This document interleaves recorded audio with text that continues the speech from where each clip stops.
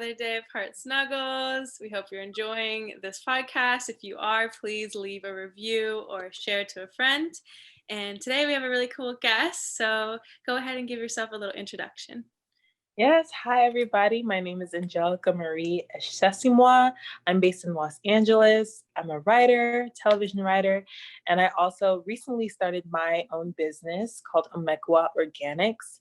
It's a health and beauty company specializing in body, mind, and spirit wellness, making it luxurious and accessible for millennial women. I sell a line of organic herbal teas for energy, immunity, and stress relief and anxiety relief. And I also have all aromatherapeutic natural skincare. Okay. I wish y'all could see my skin right now. I have no makeup on right now. Lexi can attest. We're glowing here. Yeah.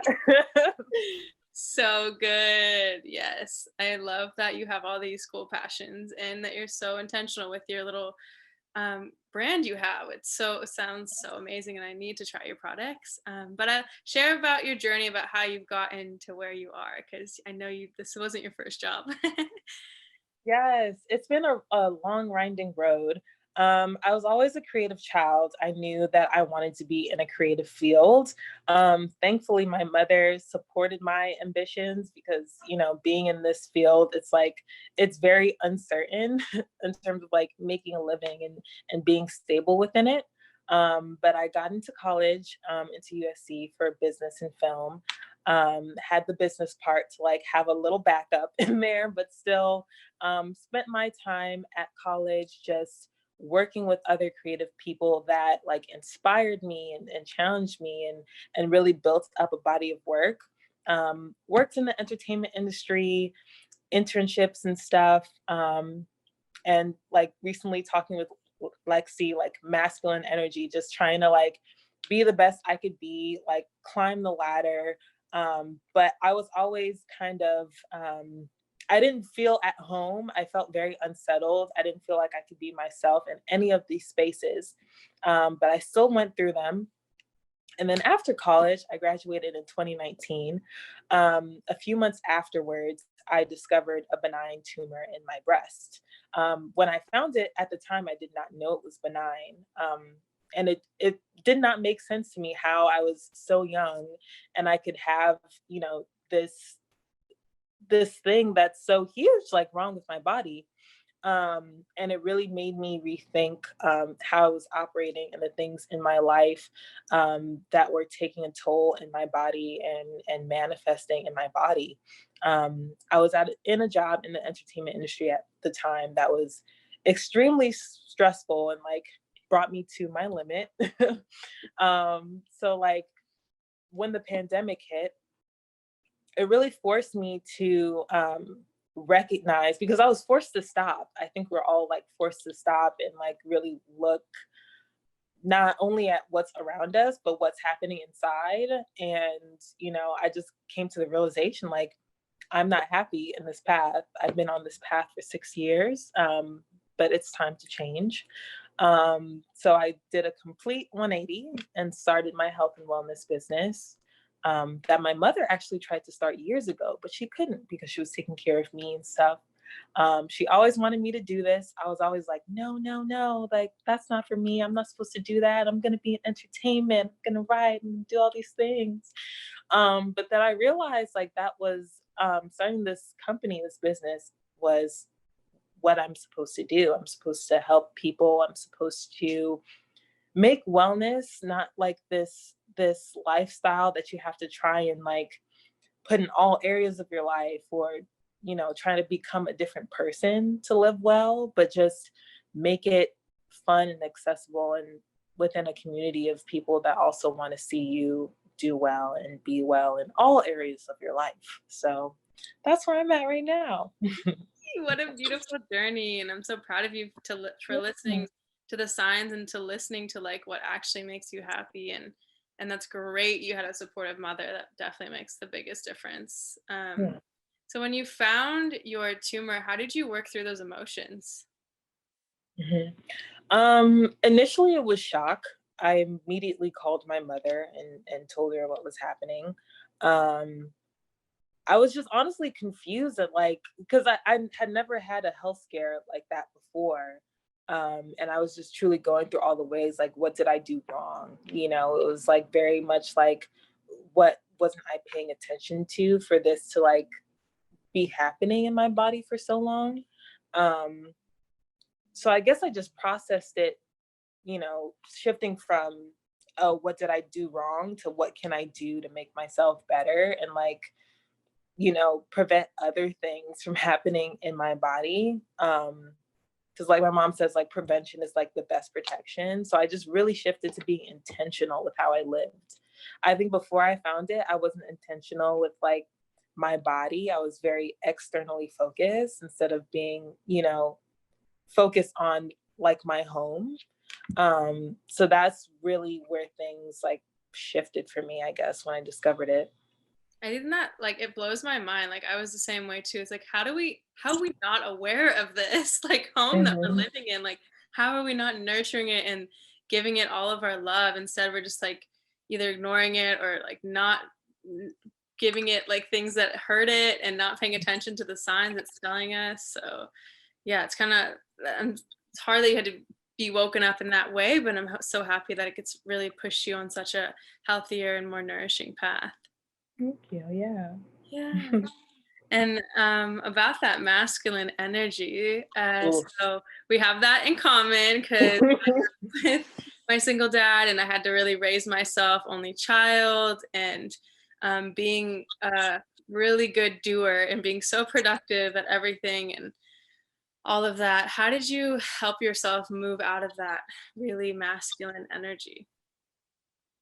I mean, it's still a process right now. I mean, I didn't even realize like what the energies were until a couple months ago and realizing how much being in masculine energy was negatively impacting me really. Um, I think my body told me before I even know it was happening. Um, launching my business, I started it in September 2020, and I was working 8-hour days, like just working up until the launch. And I've been very used to balancing and doing multiple things at the same time, like just going and pushing. And then after I launched, my body was just like tired. I couldn't do anything. I couldn't really function. Like it seemed like the person that I was who did and accomplished all these things. I was like, who is that? Like, how did I do all these things? Like being out of that space, it just seems so unnatural. And that's when, like, through different sources and people, I realized, like, hey, there are like two energies you can have. Masculine is the doing, and feminine is just the receiving. And I've always been very bad at receiving. Um, for multiple reasons. I think it's like to receive, you have to trust that people will give to you. And to receive is like, in a way, it's very vulnerable. It's a very vulnerable thing to receive. Um, so yeah, it's honestly a process for me right now. And hopefully I can shift and balance them more. I want to be more in my feminine bag. Like I want to like, you know, also have masculine when I have to do things, but you know, I want to experience the other side for a while. Yes, lead with the feminine. I hear you. And it's always life is always a balance. Like we're always gonna go to one side or the other. Like it's really hard to just stay in the middle, but it's the awareness is the key and to know that there actually is another way of living and being instead of like thinking like because society most of us are in this and like this is what the masculine is the normal and we're so used to those ways and we're constantly being told to do more and to climb the ladders and to Yes. like just that's just what we're told all the time so like to do the opposite is rebellious almost like it feels Yes. like yeah it's definitely a challenge so yeah I hear you I'm still fluctuating like I found that this past year I've been like almost too much in my feminine now that Mhm. I've come over and I'm just like la la la Yes. but yeah it's I still would way rather be on this end because at least I'm like less stressed and more flowy and yeah, but receiving, I hear that as well. Receiving is such a task, like, and Mhm. to trust someone to receive and to like, Yeah. and just being a giver and being a doer. It's hard to just actually like train myself to to do that because I'm like, this doesn't feel right. I feel guilty. I feel like all these other things when I'm receiving. Mhm. Yeah, I realize like the receiving is even in the small things, like when you're out in the world and like someone offers to like I remember I was in the airport and a man offered to like let me cut in line in front of him. And before I'd be like, oh no, no, that's okay. Like I wouldn't want to like impose, even though like it was literally offered to me. Just like so many small things get offered, like day to day life that we easily say, oh no, no, no, I don't want to impose. I don't want to take that. When all you have to do is like say yes, smile, and like accept that like gift. So I think it's like even in the small things and noticing how my life shifted even a little bit by just learning to accept. Um, I still have problems saying no and rejecting things, so which is like crazy. I was like, why is that so masculine? I could have just took it, but yeah, Yeah, it's a journey, and that's great. I love that little awareness. Like I see that so often is you can't even, yeah, you can't even say yes to cutting someone in line when they ask you to. yeah, Oh, we're so conditioned in such weird ways. It's like, why am I not worthy of saying yes to that? Like, and I think yeah, that's the process of just like unlearning all the things that you've learned and understanding like how did you get here? You know, like going through your own journey of like asking why and understanding, coming to the root of it, because all of our we've got here for all different reasons. But that little bit of self discovery is so important. yeah. Like when you started shifting into the feminine, like did you notice like opportunities and things coming to you like easily? Like what happened for you? Yeah, so I mean, like, it took a while because I was so used to doing so much. So, like, going into the feminine to be more flow, to be more trusting of like the unknown, and to do all these different ways of living. Like, it took a while, but then once I like just surrendered another part of the feminine and just like really was like, all right, I'm gonna do this. I'm just gonna be. I'm gonna rest. I'm gonna nourish myself, and then like the more I filled my own cup up, the more I was like receiving. Yeah, things would just naturally manifest into my life, naturally come in, like without any effort. And I'm like, what is this? Like you're telling me I don't have to do all this hard stuff. So yeah, it definitely happens. And even now, like when I notice myself going off track and me forcing, anytime there's an energy of force, I'm like, okay, I'm not doing something right now. Like nothing should be in that. And as soon as I step back and just rest, even if every part of me is like, don't rest, then like something always good comes out of it. Like every time. Yeah, I'm still like trying to not feel guilty about resting and always questioning myself, being like, am I not doing enough? And then I remember like, work smart, not hard. Like even though like society and everyone's like you have to be doing everything like all the time, like input doesn't necessarily mean like equal output. Like it's truly just being like so like targeted and smart around that, and honestly not feeling guilty about just like pouring into yourself, because I think that's like a big thing too, is just feeling guilty about indulging. Yeah, that's a huge Yeah, part. Michelle at Holisticism, I love her, and she says like, if we burn out, then we're like we can't be human, we can't live, we can't work, we can't do anything. So if we're not nourishing ourselves, and if we're not resting, then like we're gonna not be able to live.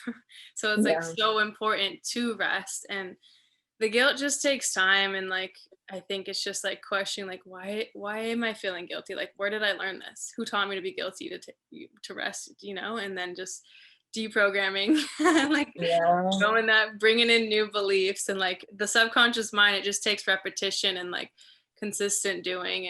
And it'll definitely shift. I still feel guilty sometimes too, and then I'm just like, no, I'm gonna quiet that voice. Yeah. Like I've been reading a lot of books that like talk about like masculine feminine energy. The books I've been reading particularly like in the context of like romantic relationships and stuff with a touch of platonic, but basically there's a great book called Queen's Code that I like recommend to everyone. Um and one of the main points is like you can't expect yourself to be the best person you can be unless you receive what you need. And it's like being willing to ask people in your life, and just tell them what you need, because a lot of the times we're not able to like verbalize what we need, and then when we're pushed to our limits of like not getting what we need, we become super like passive aggressive. We lash out in ways that like prevents us even more from getting what we need. um so yeah, it's been a big thing for me, like, oh, I need to just ask for things more, you know.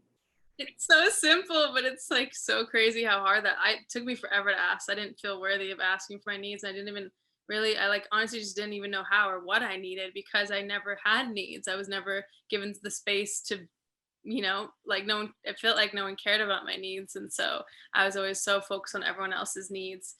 So it's definitely, I think that's such a healing practice to just like start and do it in safe spaces where like someone really, like the people that really want to help you, and like the more that you can express it, the more that others can love you better. And that's the same thing with boundaries. It's like it's teaching people Mhm. how to love you.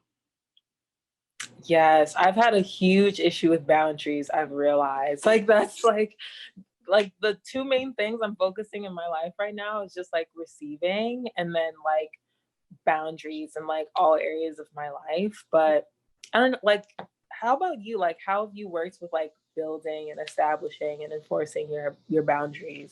Yeah, that has been a long journey as well. I'm still learning. I actually just had a therapy session and she showed me how I'm still lacking boundaries in an area. And I was like, what do you mean? But that's the same thing. Like that, I think really started for me when I stopped drinking alcohol because I had to set strong boundaries. I had to learn how to say no because I wasn't drinking anymore, and I had to set boundaries with friends, and I started to see the difference of people who respected me and people who didn't respect boundaries. And then I started to understand the people that don't respect boundaries, the people that don't have boundaries, and have had them in my families. Like no one in my family has boundaries. They don't understand what boundaries are. And so it's a new concept. And like when you set boundaries, other people perceive you differently. And it's like there's so many things that come with boundaries. So I think it's the same concept. Like start small, like do it with someone you love and go from there. And then as you build the confidence, you can start setting them more and more and really step into being like empowered in your boundaries and not feel like, oh my God, I don't know if I'm allowed to have this. It's like, yes, you're allowed to have any boundary you need. And as long as you're not being a boundary Nazi where it's like you're going over the board. But yeah. Yeah, I realized too, like, because I've definitely met people like in terms of like they intentionally want to push your boundaries and break down your boundaries for like whatever reason, like that becomes their mission. And it's just like, I'm just like, who hurt you? Like, why do you want to do this? Yeah, that's boundary bullies. Those are hard. Boundary bullies, yes. I also want to talk about your writing. So let's talk about that a little bit. Yeah, like I love comedy. I focus in dark comedy. I just think comedy is such a beautiful genre to really hone in on, you know, really hard and heavy themes. My work focuses on women of color and how they've been affected by different, you know, social, economic, and political systems, and like defining and discovering themselves while trying to, you know, overturn those systems in the process. So one script that's my favorite right now, and that's been doing good in competition, it's called Roll Call, and it's an hour-long musical dramedy. So it follows a first generation Nigerian girl who goes to this elite private high school known for its musical theater program. And there has never been a Black lead in the school musical, but she decides to go for it. And it's really following all the obstacles that she faces within the school, from the administration to some of the kids that are there, and then the group of friends that she makes, in terms of like the really small population of minority students there. They decide to put on their own counter underground musical and really like establish a name for themselves, like within the school and the community.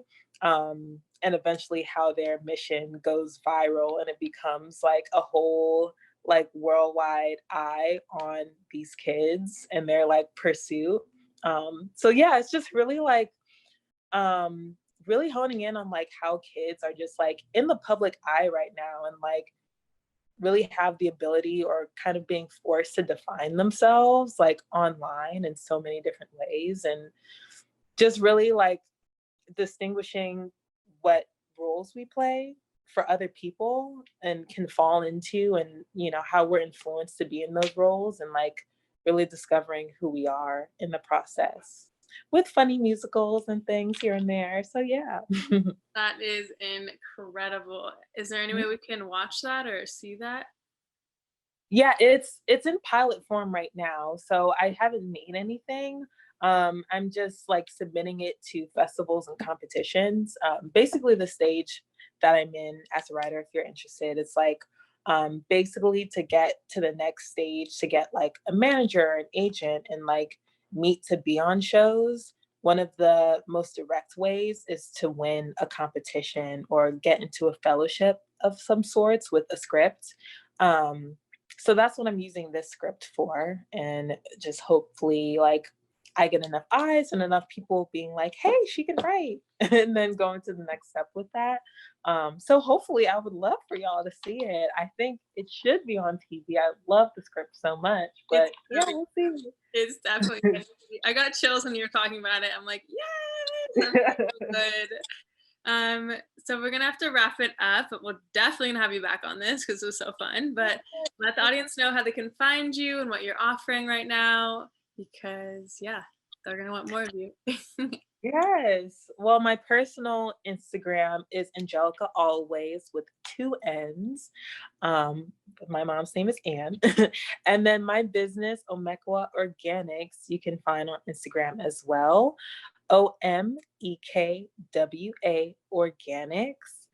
Follow me, see all the beautiful products I have to offer y'all. If you want help with anything like health related preventative measures, and if you want your skin to glow, hit me up. I'll help you out, girl.